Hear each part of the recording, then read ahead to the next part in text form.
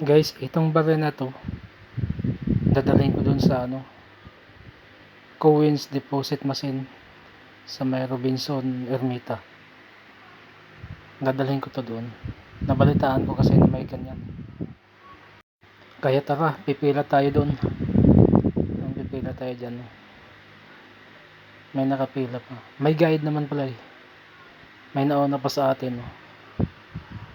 Ayan. Pila.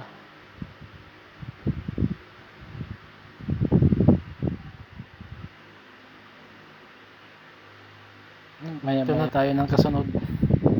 Lalagay ko na tong barya. Ito guys, mga ano lang ito, yung mga naipon ko noon. Isang yan, nilalagay ko lang sa 1 liter na plastic bottle. Napuno na kasi yun.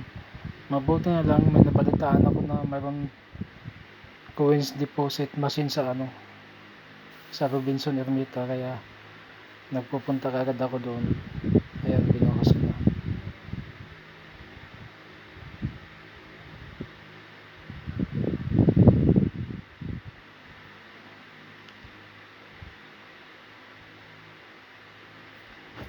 Pipindutin yung letter A. Yung mga hindi nabasa sa computer, nalalaglag dun sa yung hindi na ng sensor, nalalaglag sa kabila. Yan, dinudukot ko at ibabalik ko yan. Yung kasi yung iba mga maitim na itim na coins, kaya hindi na makikita sa sensor, nilalaglag uli yan. Tapos natuklasan namin may nakahalo palang mga yung coins na hindi coins sa Pilipinas, sa ibang bansa. Mga maliit, yung mga tag 25 cent. Kaya pag may mga barya kayo, itago ninyo yung mga maliliit, yung parang kasing laki ng butones. Itago ninyo guys, ngayon mapakinabangan ninyo.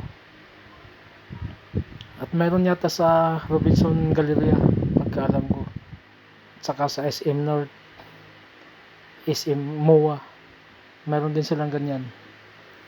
Kaya lang naman dyan ako sa Robinson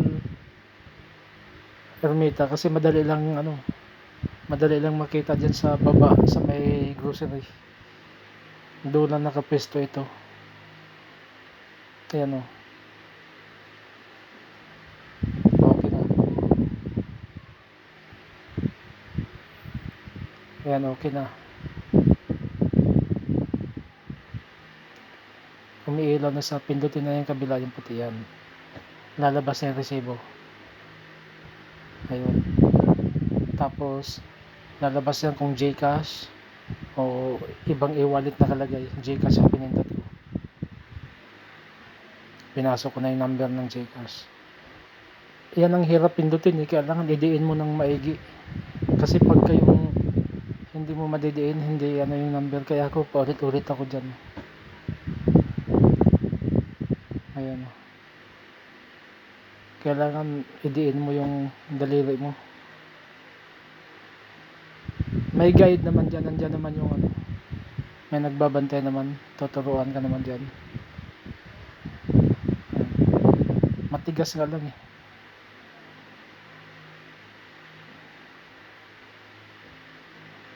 Kapag okay na, check upin mo ulit kung tama yung number.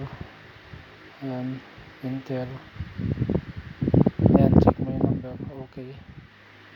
Ayan, lalabas ng resibo dyan sa Gcash. Ayan na, okay na yung Gcash ko.